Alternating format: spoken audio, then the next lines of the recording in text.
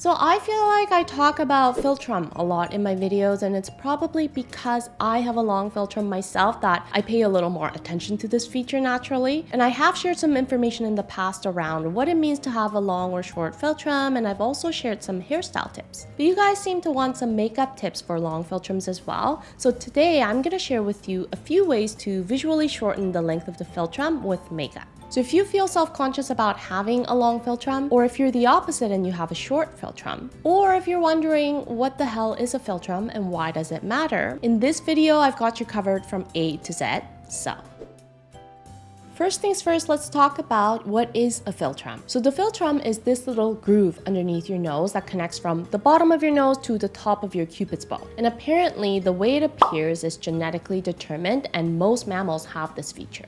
Now, how does this affect our facial proportions and the overall impression of our faces? In my last video about youthful versus mature facial traits, I talked about how one of the ways our eyes recognize facial length is by looking at the distance between the eyes and the lips. So if you have a longer Philtrum, naturally that distance becomes further apart, which then makes the face appear longer, even when two faces are the exact same in actual length. Now, this makes having a long Philtrum sound like it's a bad thing, but a long Philtrum can actually give the face a really calm and serene impression that adds this relaxed, elegant, and sophisticated image to a person's look. So it's not a bad trait to have, it's just that our eyes will typically recognize having a 1:2 ratio between the length of the Philtrum and the length of the chin as being the most balanced visually. So a longer Philtrum just has more tendency to drag the focus downwards. And in order to bring that focus up to the eyes, we can use our hair and makeup to make the proportions appear more balanced and make certain areas less highlighted within the face. A similar logic can apply to short Philtrums too.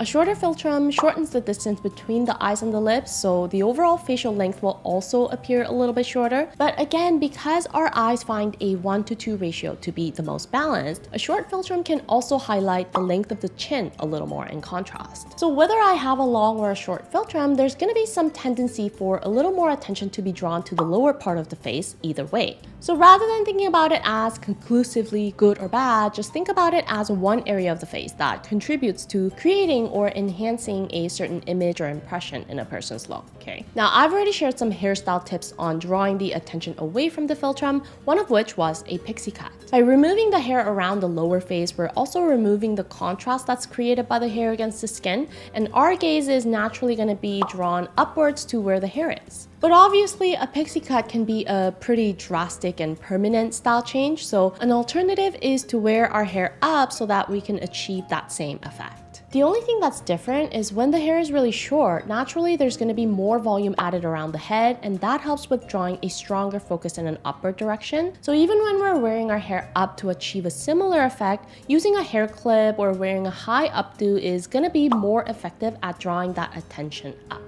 But we don't always want to wear our hair up, right? You know, we want some variety. So let's talk about some makeup tips that can also come in handy. Let's start with eyebrows, and there's two things to remember about eyebrows. First, the length of our eyelids is an area that can bring balance against the length of the Philtrum. Our eyes naturally seek symmetry, so even in the horizontal thirds of the face, when the upper and lower thirds are balanced, the overall facial proportions can also appear more balanced because there's some symmetry found between the upper and lower face. Similar to that, this distance in the Philtrum, our eyes will naturally seek for symmetry in the upper part of the face. So when the length of the Philtrum and the length of the eyelids are similar, naturally there's more symmetry found and the Philtrum becomes less highlighted. So I like to make sure that this distance between my eyes and my eyebrows is as similar to the length of my Philtrum as possible, if not longer. That way, the attention is not being drawn here as much. Before I had any knowledge about facial proportions, I used to create a horizontally straight shape with my eyebrows because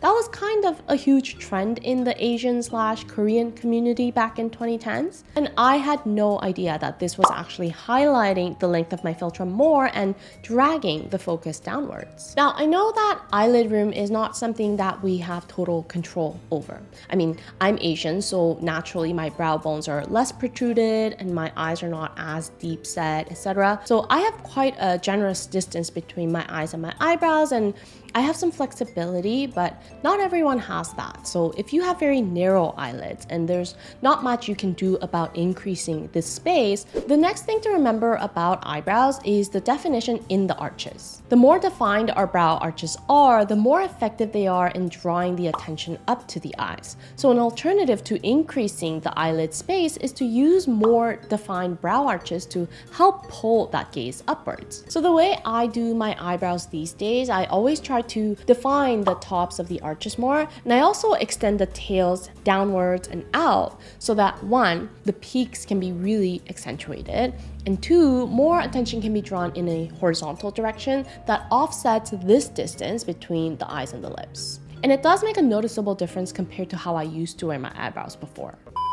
Alright, to be honest, for many of us, eyebrows are not really an area we can alter drastically without the help of surgical procedures, whether it's the eyelid room or the shape of the arches. I mean, technically, I guess we could remove all the hair completely and draw them on, but how realistic is that really? So the next few tips I'm going to share are ways to visually shorten this area between the eyes and the lips, because like I said, a longer philtrum lengthens this distance further. And there's a few ways to do this, and I've just talked about lengthening the eyebrow tails to offset this length, but there's more tricks you can use in other parts of the face, so let's start with the eyes. Now if we want to shorten this distance, we want to add more vertical length to the eyes in a downward direction, so that means focusing more on the lower eyelids with our eye makeup. And one way to do that is using a highlighter in this area, which is a more popular technique amongst Asians to make this little fat depository right along your lower lash line really pop. And then we also use a slight contour right underneath the fat to make the whole area appear more protruded.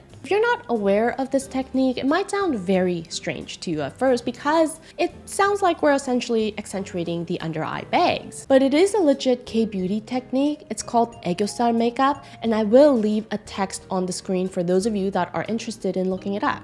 It's a thing. Anyways, that's one way of adding more vertical length to our eyes along the lower eyelids. It's not my preferred method because I've seen it overdone too many times where it literally looks like little caterpillars attached to your eyes. So what I like doing instead is just using a soft, slightly darker eyeshadow color just along the lower eyelids. The trick with this method is we don't want to go too dark because as the makeup wears off and smudges over time, it could accentuate the dark circles more, so I try to stick to softer colors. The next tip is the under eye coverage. We obviously don't want to accentuate the dark circles more, but using too much coverage or lightening this area too much can actually make this whole area appear flatter. And as the face loses dimension, the distance between the eyes and lips can actually appear longer. So I like using a more natural style of coverage in my under eyes to make sure this area doesn't appear too flat. So instead of applying concealer directly onto the skin, I always take a small amount onto the back of my hand first, and then I take a small brush to apply a very small and controlled amount. Or just using a product that has a more sheer coverage also works well.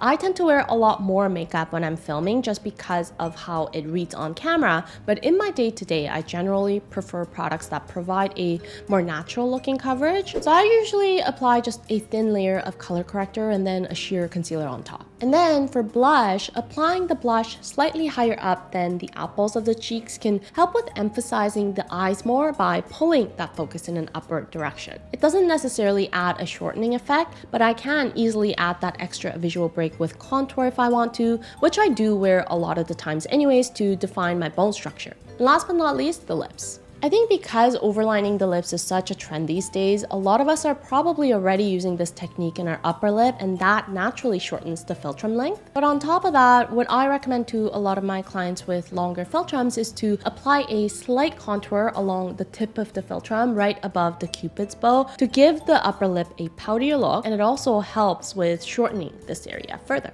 Recently, I've been using this brown shimmery eyeshadow crayon to line my lips, and I find it to be a really easy alternative to contouring that can achieve the same effect essentially. So here's a comparison of my makeup. On the left side, I've taken every step I talked about in this video, from eyebrows to eyes, under eyes, cheeks, and lips. And on the other side, I'm wearing a straight eyebrow style, a lot of concealer in my under eyes, blush closer to the apples of my cheeks, and also no overlining or contouring the upper lip. And I hope you guys can see the difference between the two styles. Now, on the other hand, if you have a short Philtrum, the first thing I would recommend is contouring the tip of the chin, because like I said, the length of the Philtrum is measured against the chin. So your chin naturally becomes more highlighted when the Philtrum is short. But a lot of tips I've shared in this video about eyebrows or blush, those tips can still apply to you even if you have a short Philtrum. It just depends on the rest of your facial proportions and how and where you want to draw more attention to at the end of the day.